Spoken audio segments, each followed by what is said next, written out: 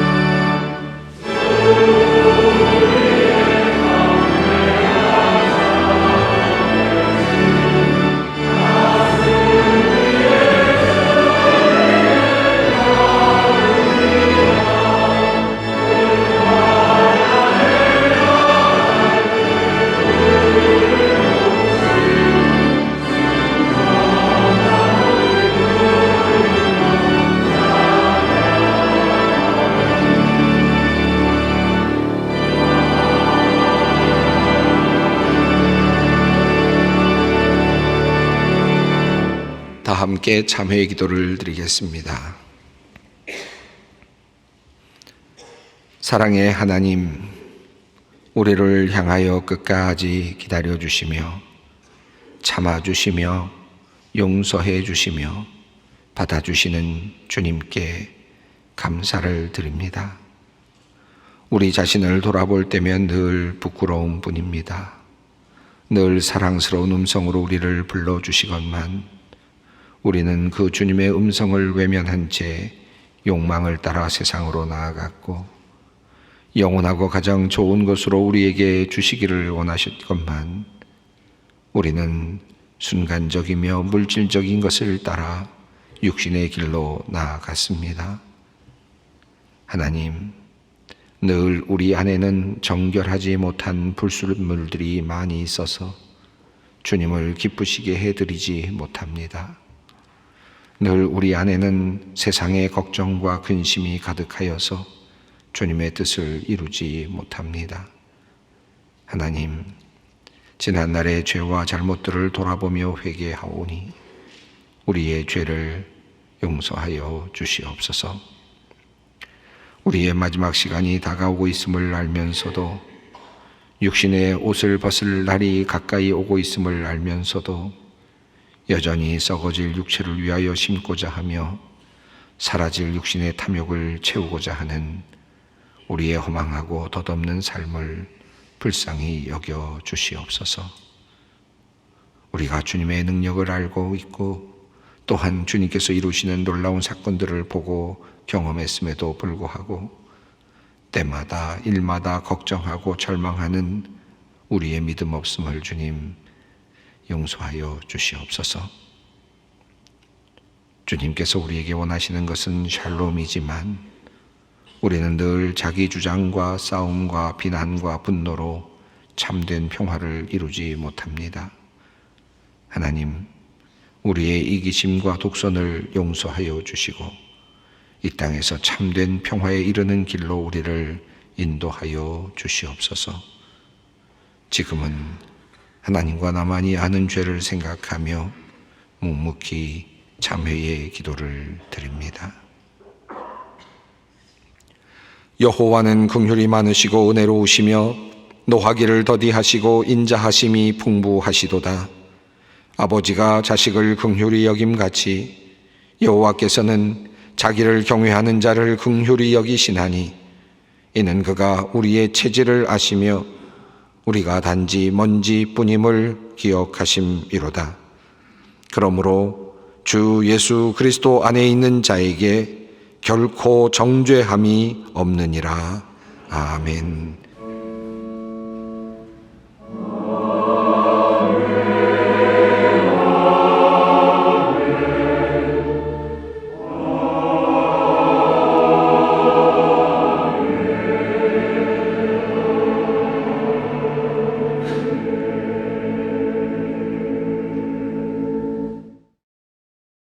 오늘 우리에게 주시는 하나님의 말씀은 구약성경 레위기 7장 11절로 18절 말씀입니다. 레위기 7장 11절로 18절까지 말씀입니다. 주님의 말씀을 봉독합니다. 여호와께 드릴 화목제물의 규례는 이러하니라. 만일 그것을 감사함으로 드리려면 기름 섞은 무교병과 기름 바른 무교전병과 고운 가루에 기름 섞어 구운 과자를 그 감사제물과 함께 드리고 또 유교병을 화목제의 감사제물과 함께 그 예물로 드리되 그 전체의 예물 중에서 하나씩 여호와께 거제로 드리고 그것을 화목제의 피를 뿌린 제사장들에게로 돌릴지니라. 감사함으로 드리는 화목제물의 고기는 드리는 그날에 먹을 것이요 조금이라도 이튿날 아침까지 두지 말 것이니라. 그러나 그의 예물의 제물이 서원이나 자원하는 것이면 그 제물을 드린 날에 먹을 것이요 그 남은 것은 이튿날에도 먹되 그 제물의 고기가 셋째 날까지 남았으면 불사를 지니 만일 그 화목제물의 고기를 셋째 날에 조금이라도 먹으면 그 제사는 기쁘게 받아들여지지 않을 것이라. 드린 자에게도 예물답게 되지 못하고 도리어 가증한 것이 될 것이며 그것을 먹는 자는 그 죄를 짊어지리라. 아멘. 우리가 살아가면서 정말 많은 경험들을 하는데 정말 아닐 것 같은데 전쟁이 일어나는 경우들이 참 많죠. 가정에서도 전혀 전쟁이 일어날 것 같지 않았는데 갑자기 전쟁이 일어나는 경우도 있고 또 회사에서도 그렇고 일터에서도 여러 가지 또 사회에서도 교회에서도 여러 국가에서도 이런 일들이 참 많이 일어납니다. 싸움이 일어나고 전투가 일어나고 또 서로 분쟁 속에서 상처를 받는 사람이 생겨나는 그런 일들이 참 많이 있습니다. 여러분, 우리가 살면서 어떻게 하면 평화를 누릴 수 있을까요? 어떻게 하면 우리 가정의 평화가, 우리 교회의 평화가, 우리 삶 속에서 평화가, 우리 사회 속에서 평화가 도래할 수 있을까요? 전 세계적으로 어떻게 해야 우리가 평화를 찾을 수 있을까 하는 그런 질문이 생겨납니다. 오늘은 이 관련된 주제를 가지고 여러분과 함께 말씀을 나누려고 하는데 그 말씀은 바로 화목제사입니다. 이미 여러분에게 여러 번에 걸쳐서 구약의 5가지 제사에 대해서 말씀을 드려왔습니다. 번제에 대해서도 말씀을 드렸고 또 소제에 대해서도 말씀을 드렸고 또 속죄제에 대해서도 이미 말씀을 드렸고 속건제에 대해서도 말씀을 드렸습니다. 하나도 생각나지 않으신 분들은 괜찮습니다.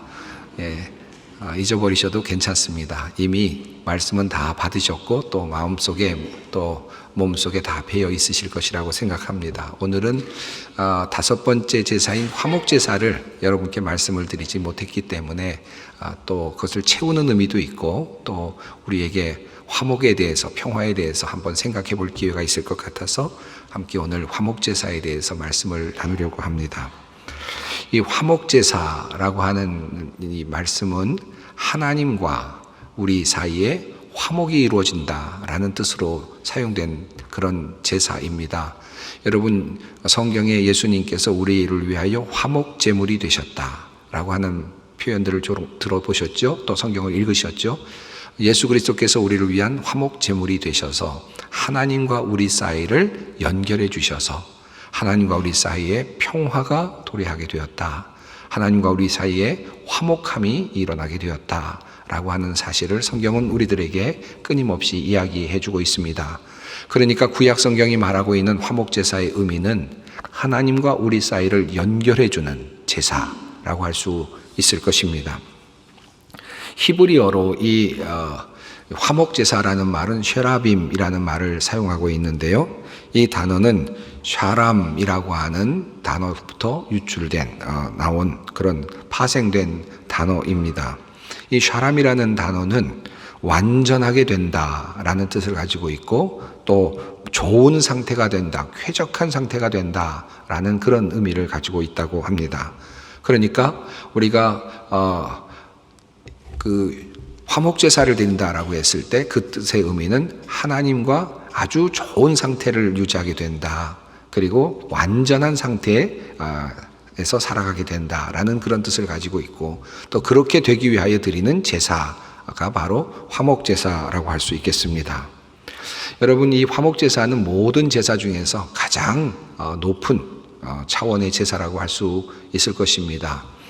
그래서 화목제사는 굉장히 중요한 제사이기도 하고, 그래서 예수님의 그 제물을 화목제물이라고 이렇게 표현하기도 하는데요.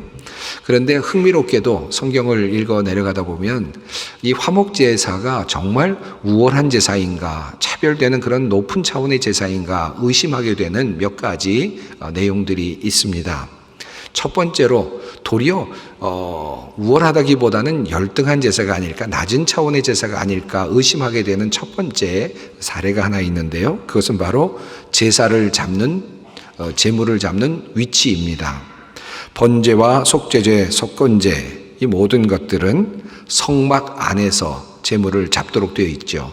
그래서 성막 안에 들어가서 번제단 북쪽에서 제물을 잡도록 그렇게 되어 있습니다. 레위기 1장 11절 말씀입니다. 그가 제단 북쪽 여호와 앞에서 그것을 잡을 것이요, 아론의 자손 제사장들은 그것의 피를 제단 사방에 뿌릴 것이며, 이렇게 말씀이 되어 있습니다. 그러니까 그 모든 그 제사들은 일반적으로 제단 앞에서 제물을 잡게 되죠. 이에 비해서 화목제물의 희생은, 화목제물을 잡는 경우는 회막문 앞에서 잡도록 되어 있습니다. 레위기 3장 말씀입니다. 그 예물의 머리에 안수하고 회막 앞에서 잡을 것이요, 아론의 자손은 그 피를 제단 사방에 뿌릴 것이며, 이렇게 말씀이 되어 있습니다. 그러니까 회막 안이 아니고 회막 앞입니다. 그러니까 성막 안으로 들어가는 것도 아니고 가려진 것도 아니고 바로 앞에서 바로 이 화목제사 제물을 잡으라라고 하는 것입니다. 노출된 장소에서 잡는 것이고, 누구나 다 보는 자리에서 제물을 잡게 되는 것이죠. 두 번째는 제물의 종류입니다. 화목제사 제물은 다른 제사의 제물보다 훨씬 더 종류가 다양하게 열려져 있습니다. 예를 들어서 번제의 경우에는 숫소, 숫양, 그리고 숫염소만으로 이렇게 한정이 되어 있죠. 그래서 반드시 그렇게 숫양과 숫염소, 숫소로 드려야만 합니다. 그래야 효력이 발생을 하지요. 그런데 화목제의 경우에는 드려지는 제물이 다양합니다. 숫소, 암소도 됩니다. 그리고 또 숫양이지만 암양도 됩니다. 그리고 숫염소 필요하지만 암염소도 가능합니다. 이렇도록 많이 제물의 종류가 열려져 있습니다. 번제의 종류보다 훨씬 더 드릴 수 있는 제사의 그 제물의 종류가 많다라는 것이죠. 저라면, 제가 만약에 이것 모든 것을 또 디자인하는 한 사람이라면, 존재라면, 저는 최고의 가치 있는 이 화목 제물을 드릴 때에는 뭔가 좀 더 특별한 제물을 바치도록 하거나, 또는 어려운 제물을 바치도록 할 것 같습니다. 예를 들어서 반드시 숫소야만 된다, 양도 안 되고 염소도 안 된다라고 하든지, 아니면 그보다 훨씬 더 무거운 또는 큰 제물을 지칭해서 그것만큼은 이것으로 드려야만 최고의 가치가 있는 희생인 바로 화목제물을 드리는 것이다 라고 그렇게 지정을 할 것 같습니다. 그런데 하나님께서는 도리어 그렇게 하지 아니하시고 많은 다양한 그런 제물들을 열어놓으시고는 이것을 드리면 화목할 수 있다라고 그렇게 열어주셨습니다. 세 번째로는 제물을 드리고 남은 것을 처리하는 과정입니다. 하나님의 번제단에 피를 뿌리고, 그리고 일부의 부리를 떼어내서 하나님께 드리게 되죠. 그리고 남은 것들이 있게 됩니다. 이들 중에서 성문 밖으로 가져다가 불태우는 그런 것들이 있습니다. 예를 들어서 내장이라든가 머리 부분이라든가 또는 분비물과 같은 그런 것들을 따로 모아서 성문 밖에 나가서 태워서 없애버리도록 하죠. 그리고 남은 제물들이 있습니다. 그 제물들을 처리하는 그 고기들이 있을 텐데 그것들을 처리하는 방식들이 조금 다릅니다. 우선 번제 같은 경우는 모든 것들을 다 하나님께 태워서 바치도록 합니다. 가죽만 남겨둘 뿐입니다. 모든 것들을 다 태워서 하나님께 바치도록 그렇게 명령하셨습니다. 또 속죄제와 속건제의 경우에는 다 모든 것들을 태워 바치는 것과 더불어서 그 대신 고기들을 일부분을 남겨두도록 하셨습니다. 기름을 하나님께 바치되 고기를 남겨두되 그것을 먹는 사람은 반드시 성막 안에서 제사장들이 먹을 수 있도록 그렇게 지정을 해 주셨습니다. 자, 그런데 이 화목제사의 경우에는 기름을 바친 다음에 그 다음에 하나님께 드리는 제물을 바친 다음에 남은 고기들을 제사장들이 먹을 수 있도록 그렇게 열어두셨을 뿐만 아니라 한 걸음 더 나아가서 제사를 드린 본인 평민도 먹을 수 있도록 성도들이 먹을 수 있도록 열어두셨습니다. 더 나아가서 가족들도 먹을 수 있게 했고 누구든지 먹을 수 있도록 그렇게 열어두셨습니다. 이것이 가장 최고의 차원인 화목제물을 또 소비하는 그런 방식이라고 할 수 있겠습니다. 최고의 가치 있는 제사라고 한다면 저 같으면 도리어 반대로 아무도 먹지 못하게 하거나 완전히 다 태워서 하나님께 드리게 하거나 하는 방식으로 그 가치를 높일 것 같습니다. 번제가 모든 것을 다 태우되 가죽만 남겨두었다면 저 같으면 화목제사는 가죽까지도 모두 태워버리는 방식으로 완전히 소멸시키는 방식으로 최고의 가치 있는 제사를 그렇게 디자인했을 것 같습니다. 그런데 하나님께서는 그렇게 하지 않으셨습니다. 도대체 이것이 과연 최고의 가치 있는 평화를 만드는 하나님과 평화를 만들어내는 수준의 그런 제사라고 할 수 있을까? 네 번째로 제물을 바치는 부위도 그렇습니다. 번제의 경우는 다 바치는데 가죽만 남겨놓는데 그런데 하나님께서 말씀하신 화목제사의 제물은 바로 그저 일부분만을 드리도록 그렇게 하고 있습니다. 자, 그렇다면 이와 같은 희생제사, 이런 화목제사가 과연 최고의 제사라고 할 수 있을까? 제사와 관련된 내용들을 레위기에서 읽다 보면 종종 향기로운 냄새라는 표현이 나옵니다. 제사와 관련돼서 나오는 표현이죠. 여러분 종종 보셨을 것입니다. 아마 제사에는 다 사용되는 말인가 보다라고 읽으셨을 분도 계시고 또 태워서 바치는 화제에는 그런 기름 냄새 때문에 이런 표현이 있나 보다라고 생각을 하신 분들도 계시겠지만 자세히 읽어보면 향기로운 냄새라는 그런 표현이 사용된 곳은 5개의 제사 중에서 3개입니다. 첫 번째는 번제이고요. 두 번째는 소제이고 그리고 세 번째는 바로 화목제입니다. 속죄제와 속건제의 경우에는 향기로운 냄새라는 표현이 없습니다. 한번 생각해 봤습니다. 왜 향기로운 냄새라는 표현이 없을까? 죄를 지었다가 제자리로 돌아오는 사람, 하나님을 멀리 떠났다가 다시 돌아오는 사람, 제자리로 돌아왔지만 그러나 그는 아직도 유익한 존재는 되지 못합니다. 아직도 이 일을 할 수 있는 존재는 되지 못합니다. 겨우 그저 집으로 돌아왔을 뿐, 하나님 앞으로 돌아왔을 뿐이죠. 그렇게 돌아오는 제사를 하나님은 향기롭다라고 하지는 않으셨습니다.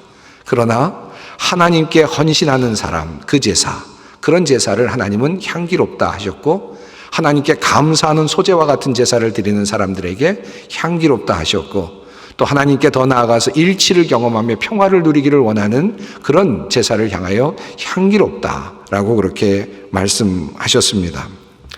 요즘 우리는 제사를 드리지 않죠. 이스라엘에서도 아직 그런 제사를 드리지는 않습니다. 그런 제사는 이미 오래전에 정지되었고 이미 종결되었습니다. 우리 그리스도인들에게는 더 이상 이와 같은 희생제사를 드릴 필요는 없습니다.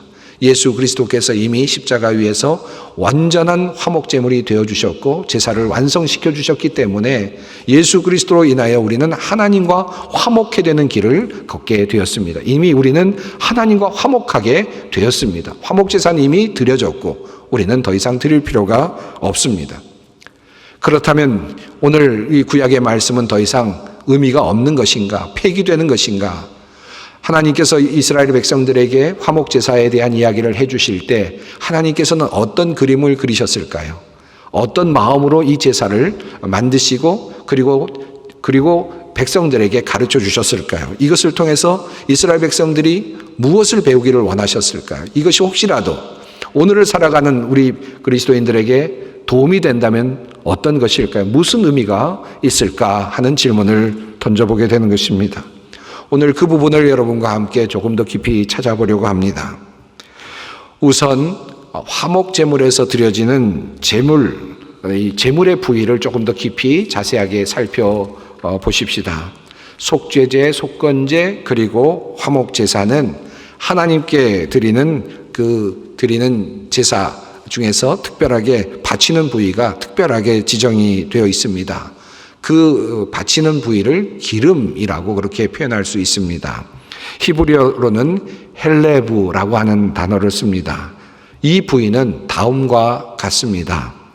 그는 그 중에서 예물을 가져다가 여호와께 화제를 드릴지니 곧 내장에 덮인 기름과 내장에 붙은 모든 기름과 두 콩팥과 그 위의 기름 곧 허리 쪽에 있는 것과 간에 덮인 거풀을 콩팥과 함께 떼어낼 것이요 제사장은 그것을 제단 위에서 불사를 찌니 이는 화제로 드리는 음식이요 향기로운 냄새니라. 모든 기름은 여호와의 것이니라. 주님께서 이렇게 말씀하셨습니다.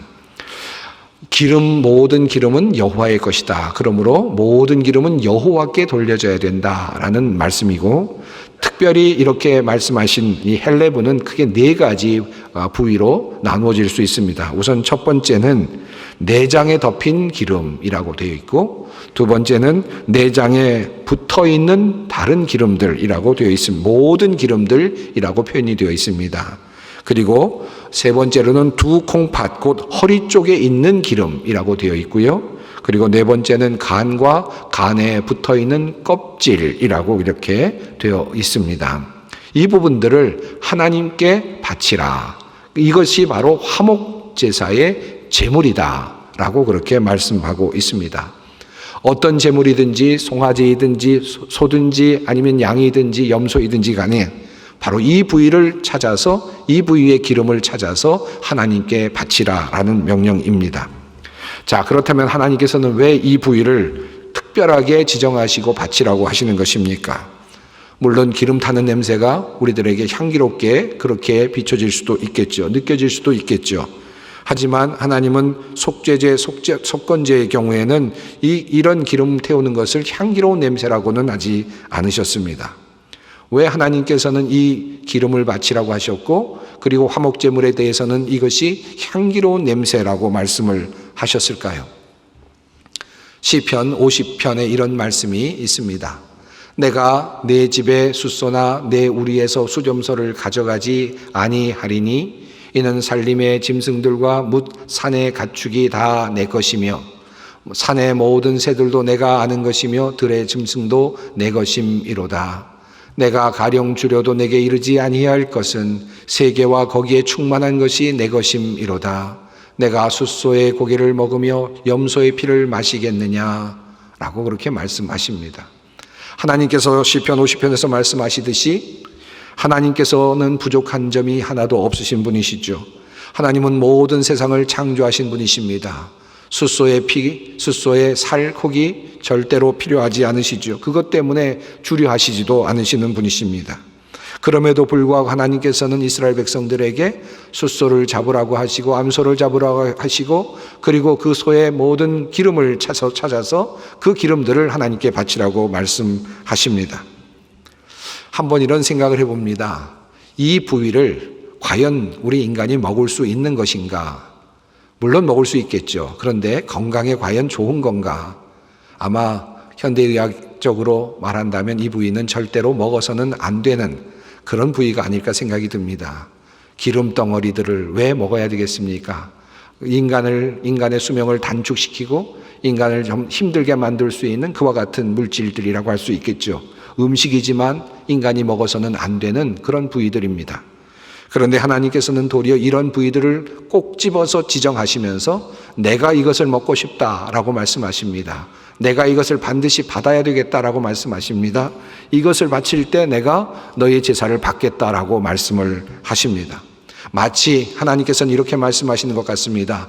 화목해 되는 제사를 나에게 가져와라. 그런데 그 중에서 너희가 먹어서는 안 될 것들만 나에게로 가져와라. 내가 그것을 받으마. 내가 대신 그것을 먹어주마. 내가 대신 그 제사를 통해 너희에게 복을 내려주마. 이렇게 하나님께서 말씀하시는 듯 보입니다. 자, 그렇다면 남겨진 고기들은 어떻게 사용을 하는 것입니까?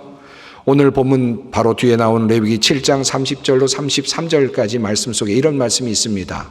여호와의 화제물은 그 사람이 자기 손으로 가져올지니 곧 제물의 기름과 가슴을 가져올 것이요 제사장은 그 가슴을 여호와 앞에 흔들어 요제를 삼고 그 기름은 제단 위에서 불사를 것이며 가슴은 아론과 그의 자손에게 돌릴 것이며 또 너희는 그 화목제물의 오른쪽 뒷다리를 제사장에게 주어 거제를 삼을지니 아론의 자손 중에서 화목제물의 피와 기름을 드리는 자는 그 오른쪽 뒷다리를 자기의 소득으로 삼을 것이니라.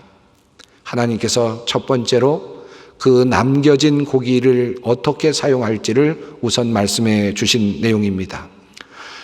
제사장 그룹들, 아론의 자손들은 이 땅을 분깃으로 받지 않았던 사람들이었습니다. 그들은 가꿀 만한 땅이 없었고 또 가꾸는 것이 없었습니다. 그래서 그들은 먹고 살 수가 없는, 스스로 먹고 살 수 없는 사람들이었죠. 그들에게 하나님께서는 가슴살을 떼어주라고 말씀하시고 그리고 오른쪽 다리를 주라고 그렇게 말씀하셨습니다. 땅을 기업으로 받지 못한 사람들에게 주시는 하나님의 또 다른 선물이기도 했습니다. 가슴을 들어서 흔들어 요제를 삼고 그것을 제사장에게 던져주라는 것입니다. 그리고 또 오른쪽 다리를 들고 하나님께 바친 다음에 그것을 제사장에게 주라는 말씀입니다.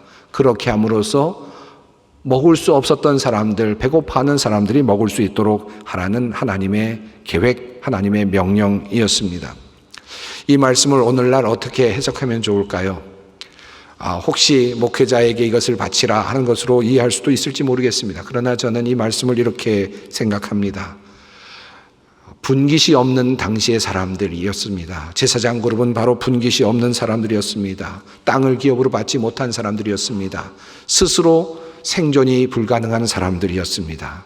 그런데 그들에게 하나님께 드렸던 바로 그 제사의 일부분을 나누어 드리라는 것입니다. 오늘날로 생각한다면 이 땅을 기업으로 받지 못하는 가난한 사람들이 아닐까요?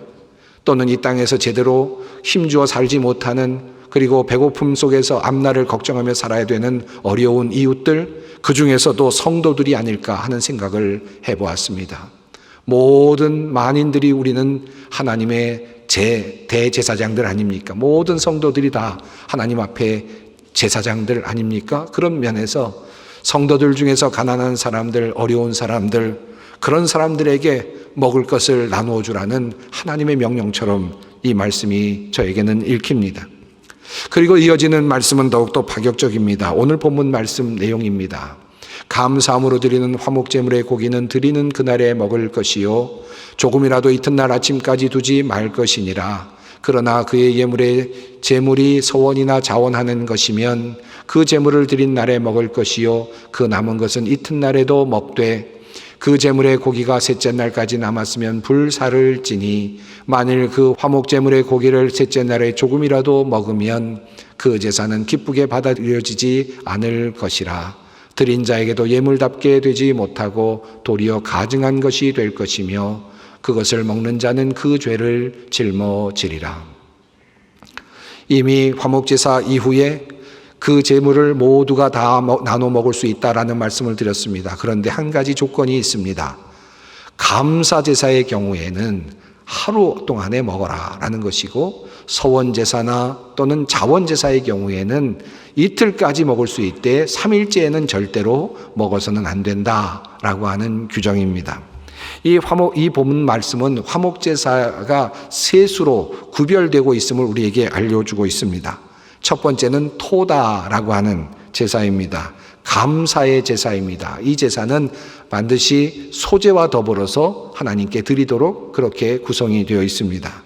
그리고 두 번째는 네데르라고 하는 제사입니다. 이것은 소원 제사를 의미하고 세 번째로 네다바라고 하는 제사입니다. 이것은 자원으로 드리는 제사를 말합니다.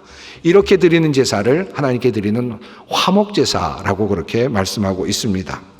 그런데 이 제사를 드릴 때 소원을 하고 드렸던 자원을 하고 드렸던 이렇게 드린 사람은 첫째 날과 둘째 날까지 먹을 수 있대. 그러나 셋째 날에는 먹을 수 없다. 만약에 그렇게 먹게 되면 그것은 불경한 제사가 될 것이고 효력을 발생하지 않게 될 것이고 도리어 그 제물을 먹은 사람은 죄가 있게 된다라고 말씀을 합니다. 여러분, 소의 경우에 대략 다르지만 700에서 800kg 정도의 그런 몸무게를 가지고 있다고 합니다.